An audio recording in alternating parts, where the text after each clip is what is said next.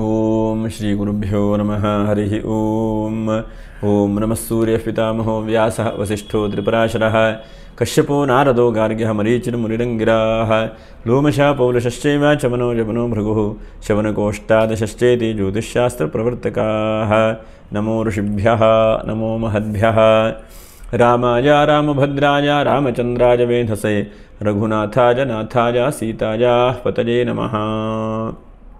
ಭಗವಂತನು ಪ್ರಿಯ ವೀಕ್ಷಕರಿಗೆ ಎಲ್ಲರೂ ಕೂಡ ಶುಭವನ್ನು ಉಂಟು ಮಾಡಲಿ. ಫೆಬ್ರವರಿ ತಿಂಗಳ ಮಾಸ ಭವಿಷ್ಯ ಗಮನಿಸೋಣ. ಮಕರ ರಾಶಿ ಹೇಗಿದೆ ಎಂಬುದನ್ನೆಲ್ಲ ನಾವು ಗಮನಿಸೋಣ. ಮಕರ ರಾಶಿಯವರಿಗೆ ಗ್ರಹಸ್ಥಿತಿ ಹೇಗಿದೆಯಪ್ಪ ಅಂತಂದರೆ, ರಾಶಿಯಲ್ಲಿ ರವಿ ಕುಜ ಬುಧರು ರಾಶಿಯಲ್ಲಿದ್ದಾರೆ. ಹಾಗೆ 12ನೇ ರಾಶಿಯಲ್ಲಿ ಶುಕ್ರ, ಹಾಗೆ 2ನೇ ರಾಶಿಯಲ್ಲಿ ಶನಿ, 3ನೇ ರಾಶಿಯಲ್ಲಿ ರಾಹು, 4ಕ್ಕೆ ಗುರು ಇದ್ದಾನೆ. ಈಗೆಲ್ಲ ನಮ್ಮ ಗ್ರಹಸ್ಥಿತಿ ಇದೆ. ನಾವು ಹೇಳುವಂಥದ್ದೆಲ್ಲ ಗೋಚಾರ ಫಲ. ಯಾಕಂದರೆ ಮಕರ ರಾಶಿಯವರಿಗೆ ಏನಾಗಿದೆ, ಸಾಡೆ ಸತ್ಸನೆ ನಡೀತಾ ಇದೆ, ಒತ್ತಡ ಇದೆ, ಚಿಂತೆ ಮಾಡ್ತಾ ಇದ್ದೀರಿ. ಏನು ಮಾಡಬೇಕಪ್ಪ, ಪ್ರತಿ ತಿಂಗಳೂ ಕೂಡ ಒಳ್ಳೆಯದಾಗ್ತದೆ ಹೇಳಿ ಹೇಳ್ತಾ ಇದ್ದಾರೆ. ಆದರೆ ಬಹಳ ನಮಗೇನು ಅನುಕೂಲ ಆಗ್ತಾ ಇಲ್ಲ ಅಂತೆಲ್ಲ ಕಮೆಂಟ್ ಮಾಡ್ತಾ ಇದ್ದೀರಿ ನೀವು ಅಲ್ವಾ. ಹಾಗಿದ್ದಾಗ ಯಾವುದು ಹೇಗೆ ಏನೇ ಇದ್ದರೂ ಕೂಡ ನಾವು ಹೇಳುವಂಥದ್ದು ಗೋಚಾರ ಫಲ. ನಿಮ್ಮ ಜಾತಕದ ಮೇಲೆ, ದಶಾಭುಕ್ತಿಗಳ ಮೇಲೆ ಭಾಳ ಒಳ್ಳೆ ರೀತಿಯಾದಂಥ ಫಲಗಳು ಕೂಡ ಆಗುತ್ತದೆ. ಕೆಲವೊಂದು ನಾವು ಹೇಳುವಂಥದ್ದು ಈ ಗ್ರಹಸ್ಥಿತಿ ನೋಡ್ಕೊಂಡು ಹೇಳ್ತೇವೆ ನಿಮಗೆ. ಹಾಗಾಗಿ ಇದರ ಮೇಲೆ ಸಂಪೂರ್ಣವಾದಂಥ ತೀರ್ಮಾನವೂ ಕೂಡ ಬೇಡ. ಇನ್ನು ನೋಡಿ, ಫೆಬ್ರವರಿ ತಿಂಗಳಲ್ಲಿ ನಿಮಗೆ 6ನೇ ತಾರೀಕಿಗೆ ಸರ್ವೇಶಾಂ ಏಕಾದಶಿ ಅಂತಿದೆ, 7ನೇ ತಾರೀಕಿಗೆ ಪ್ರದೋಷ, 8ನೇ ತಾರೀಕಿಗೆ ಅಮಾವಾಸ್ಯೆ ಇದೆ. ಹಾಗೆ ಇನ್ನು 14, 15ನೇ ತಾರೀಕು, 14ಕ್ಕೆ ಶ್ರೀ ಪಂಚಮಿ ಅಂತ, 15ಕ್ಕೆ ಕುಮಾರ ಷಷ್ಠಿ. ನೋಡಿ, ವಿಶೇಷವಾಗಿ ಸುಬ್ರಹ್ಮಣ್ಯನ ಆರಾಧನೆ ಮಾಡುವಂಥದ್ದು. 16ಕ್ಕೆ ರಥಸಪ್ತಮಿ, ಇದು ಬಹಳ ಒಳ್ಳೆಯದಾದಂಥ ದಿವಸ. 18ಕ್ಕೆ ಮಧ್ವನವಮಿ, 20ಕ್ಕೆ ಸರ್ವೇಶಾಂ ಏಕಾದಶಿ. ಹಾಗೆ ಇನ್ನು 24ಕ್ಕೆ ವ್ಯಾಸ ಪೂರ್ಣಿಮೆ ಅಥವಾ ಭರತ ಹುಣ್ಣಿಮೆ ಹೇಳುವಂಥದ್ದು ಇದೆ. ಇದಿಷ್ಟು ಹಬ್ಬ ಹರಿದಿನಗಳು ಇರುವಂಥದ್ದು. ಈ ದಿವಸದಲ್ಲಿ ದೇವತಾ ಆರಾಧನೆ, ಪ್ರಾರ್ಥನೆ, ನಮಸ್ಕಾರಗಳನ್ನು ಮಾಡಿ. ಯಾಕಂದರೆ ಮಾಘ ಮಾಸ ಆರಂಭ ಆಗಿದೆ. ಮಾಘ ಮಾಸದ ಸ್ನಾನವೇ ಬಹಳ ವಿಶೇಷವಾದಂಥದ್ದು. ಮತ್ತು ದೇವತಾ ದರ್ಶನ ಮಾಡುವಂಥದ್ದು. ಮತ್ತು ಕುಂಭ ಸಂಕ್ರಾಂತಿಯು ಕೂಡ ಬರುತ್ತೆ. 13ನೇ ತಾರೀಕು ಕುಂಭ ಸಂಕ್ರಾಂತಿ ಇದೆ. ಹಾಗಾಗಿ ಪ್ರತಿ ಸಂಕ್ರಾಂತಿಯಂತೆ ಮಕರ ಸಂಕ್ರಾಂತಿ ನೀವೆಲ್ಲ ಆಚರಣೆ ಮಾಡಿದ್ರಿ, ನೋಡಿದ್ರಿ. ಅದೇ ತರಹ ಈ ಸಂಕ್ರಾಂತಿಯನ್ನು ಕೂಡ ಆಚರಣೆ ಮಾಡಿ, ಅದು ದೇವತಾನುಗ್ರಹ ಒಳ್ಳೆಯದಾಗುವಂತಹ ಒಂದು ಪ್ರಯತ್ನಗಳು. ಇನ್ನು ಉತ್ತರಾಷಾಢ ನಕ್ಷತ್ರ 2, 3, 4ನೇ ಪಾದ, ಶ್ರವಣ ನಕ್ಷತ್ರ 1, 2, 3, 4ನೇ ಪಾದ, ಧನಿಷ್ಠಾ ನಕ್ಷತ್ರ 1, 2ನೇ ಪಾದ. ನೀವು ವಿಡಿಯೋ ಮುಗಿಯುವವರೆಗೂ ಕೂಡ ನೀವು ನೋಡ್ತಾ ಇರಿ. ಏನಾದರೂ ಶುಭವಾಗತ್ತಾ, ಮಂಗಲವಾಗತ್ತಾ ಎಂಬಂತಹ ಎಲ್ಲ ವಿಷಯಗಳನ್ನು ಕೂಡ ನಾವು ಗಮನಿಸೋಣ. ನೋಡೋಣ, ಮಕರ ರಾಶಿಯವರು ಏನಾದರೂ ಶುಭ ಆಗ್ತದೆಯಾ ಅಂಥೇಳಿ ಗಮನಿಸ್ತಾ ಇದ್ದೀರಿ.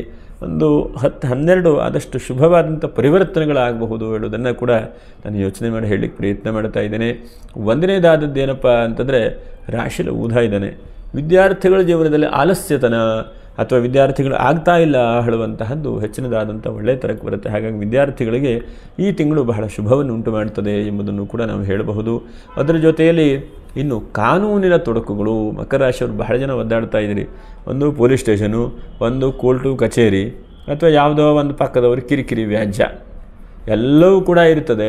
ಆದರೆ ಯಾವುದೋ ಒಂದು ವ್ಯಾಜ್ಯ ಬಂದು ನಿಮ್ಮ ತಲೆ ಮೇಲೆ ಬಂದು ಬೀಳ್ತದೆ ಅಲ್ವಾ. ಹೀಗಾಗಿ ಇದು 3 ವಿಷಯದಲ್ಲಿ ಯಾರ್ಯಾರು ತೊಂದರೆಗೆ ಬಿದ್ದಿದ್ದೀರೋ ಅಂಥವ್ರಿಗೆ ಒಂದು ಸ್ವಲ್ಪ ನಿಮ್ಮ ಕಡೆಗೆ ಅನುಕೂಲಕರವಾದಂಥ ವಾತಾವರಣಗಳಾಗಬಹುದು.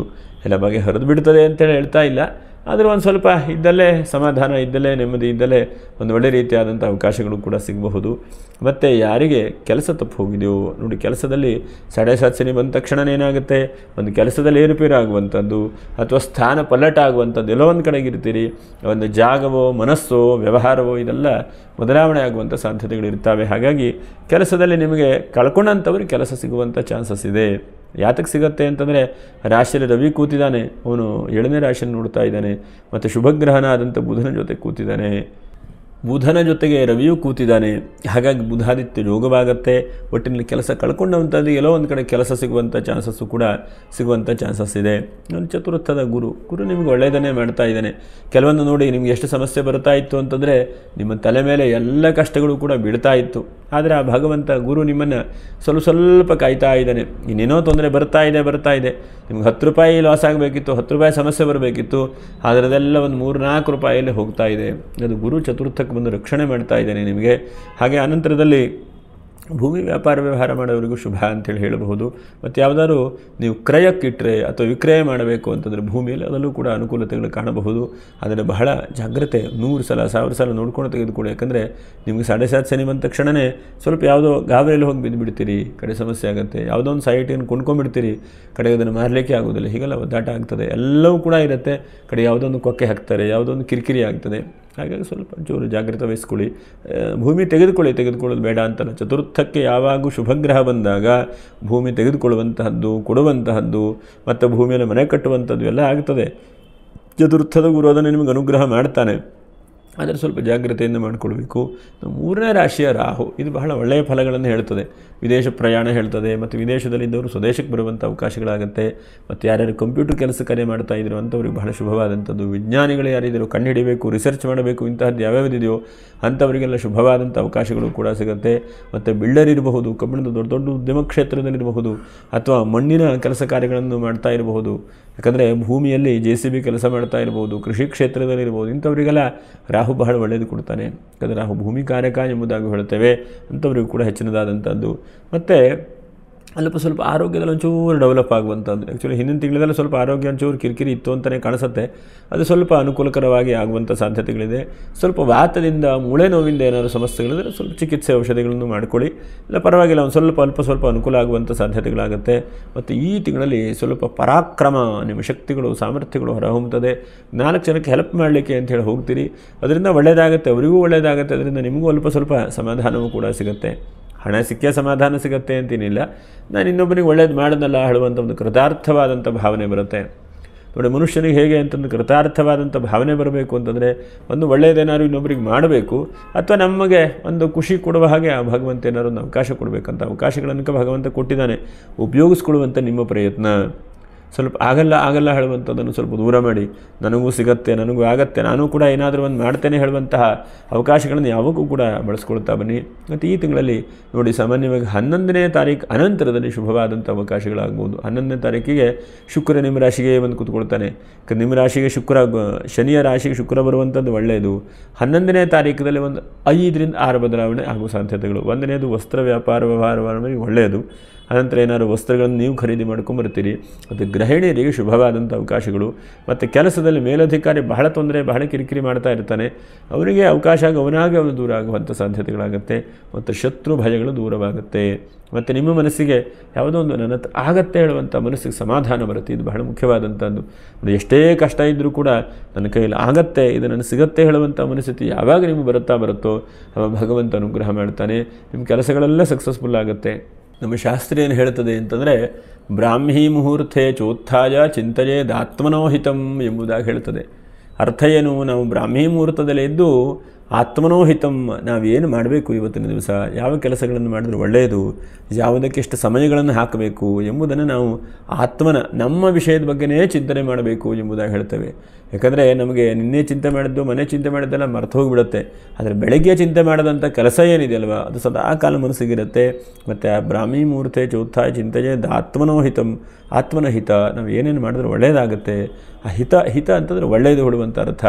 ಅಂದರೆ ಇನ್ನೊಬ್ಬರ ಬಗ್ಗೆ ಹೆಚ್ಚಿನದಾಗಿ ಟೆನ್ಷನ್ನು, ತೊಂದರೆ ಮಾಡುವಂಥದ್ದಲ್ಲ. ನಾವು ಏನೇನು ಸಾಧನೆ ಮಾಡಬೇಕು, ಇವತ್ತಿರುವಂತಹ ಟೋಟಲ್ 24 ಗಂಟೆಯಲ್ಲಿ ಒಂದು 10 ತಾಸು 12 ತಾಸು ಯಾವುದಕ್ಕೆ ಉಪಯೋಗಿಸಬೇಕು ನನ್ನ ಸಮಯ ಹೇಳುವಂಥದ್ದನ್ನು ತೀರ್ಮಾನ ಮಾಡಿ ಆದಷ್ಟು ಶುಭವಾದಂಥದ್ದಕ್ಕೆ ಸಮಯ ಉಪಯೋಗಿಸಬೇಕು ಹೇಳುವಂಥದ್ದು. ಹಾಗಾಗಿ 11ನೇ ತಾರೀಕು ಅನಂತರದಲ್ಲಿ ಈ ಶುಭವಾದಂಥ ಅವಕಾಶಗಳೆಲ್ಲ ನಿಮ್ಗೆ ಸ್ವಲ್ಪ ಸಿಗ್ತಾ ಹೋಗ್ತದೆ. ನಿಮಗೆ ಗೊತ್ತಾಗುತ್ತೆ. ಉದಾಹರಣೆಗೆ ಹಣಕಾಸು ಇಲ್ಲದೆ ಇದ್ದವರಿಗೆ ಹಣಕಾಸು ಅನುಕೂಲ ಆಗುವಂಥದ್ದು, ಅಥವಾ ಆರ್ಥಿಕವಾಗಿ ಸ್ವಲ್ಪ ಕಷ್ಟ ಇದೆ, ಸಮಸ್ಯೆ ಇದೆ ಅಂತಾದರೆ ಆರ್ಥಿಕವಾಗಿ ಎಲ್ಲೋ ಒಂದು ಹಂತಕ್ಕೆ ನಿಮಗೆ ಅನುಕೂಲತೆಗಳು ಬರುವಂಥ ಸಾಧ್ಯತೆಗಳು. ಮತ್ತು ಇನ್ನೊಬ್ಬರಿಗೆ ಹಣ ಕೊಟ್ಟಿರ್ತೀರಿ, ಅವರು ನಿಮ್ಗೆ ವಾಪಸ್ ಕೊಡುವಂತಹ ಒಂದು ಪ್ರಯತ್ನಗಳಾಗುತ್ತೆ. ಮತ್ತು ಏನೋ ಒಂದು ಸಣ್ಣ ಪುಟ್ಟ ಕಿರಿಕಿರಿಗಳಿದ್ದರೆ ಅದೆಲ್ಲ ಹೊರಗಡೆ ಬರುವಂಥ ಸಾಧ್ಯತೆಗಳಾಗುತ್ತೆ. ಮತ್ತು ಬಹಳ ಮುಖ್ಯವಾಗಿ ನೋಡಿ, ಋಣಬಾಧೆಗಳನ್ನು ಒದ್ದಾಡ್ತಾ ಇದ್ದೀರಿ ಈ ರಾಶಿಯವರು. ಎಷ್ಟೇ ಮಾಡಿದ್ರೂ ಸಾಲ ತೀರಿಸಲಿಕ್ಕಾಗಲ್ಲ, ಎಷ್ಟೇ ಮಾಡಿದ್ರೂ ಕೈ ಹತ್ತಲ್ಲ ಅಂತ ಹೇಳ್ತಾ ಇರ್ತೀರಿ. ಹಾಗಾಗಿ ನಾವು ಮುಂದೆ ಹೇಳುವಂಥ ನಕ್ಷತ್ರ ಪರಿಹಾರಗಳನ್ನು ಮಾಡ್ಕೊಳ್ಳಿ. ಸ್ವಲ್ಪ ಋಣಬಾಧೆಗಳು ಕೂಡ ತಕ್ಕ ಮಟ್ಟಿಗೆ ಕಡಿಮೆ ಆಗುವಂಥ ಸಾಧ್ಯತೆಗಳಿದ್ದಾವೆ. ನೋಡಿ, ಸ್ವಲ್ಪ ಅವಮಾನ ಆಗುವಂಥ ಸಾಧ್ಯತೆಗಳಿದ್ದಾವೆ ಈ ತಿಂಗಳಲ್ಲಿ. ಹಾಗಾಗಿ ನೀವೇನು ಮಾಡಬೇಕು ಅಂತಂದರೆ, ಮಾನಾಪಮಾನಗಳನ್ನು ಭಗವಂತನ ಮೇಲೆ ಹಾಕುವಂಥ ಪ್ರಯತ್ನ ಮಾಡಬೇಕು. ಎಷ್ಟೋ ಸಲ ನಾವು ಒಳ್ಳೇದು ಮಾಡ್ತಾ ಇರ್ತೇವೆ, ನಾವು ಸರಿಯಾಗಿ ದಾರಿಯಲ್ಲಿ ಗಾಡಿಯನ್ನು ಓಡಿಸ್ಕೊಂಡು ಹೋಗ್ತಾ ಇರ್ತೇವೆ, ಆದರೆ ಹಿಂದ್ಗಡೆಯಿಂದ ಬಂದು ಯಾವುದೋ ಒಂದು ಗಾಡಿ ಟಚ್ ಮಾಡ್ತಾರೆ, ಆಕ್ಸಿಡೆಂಟ್ ಆಗುತ್ತೆ, ಏನು ಮಾಡಲಿಕ್ಕಾಗುತ್ತೆ?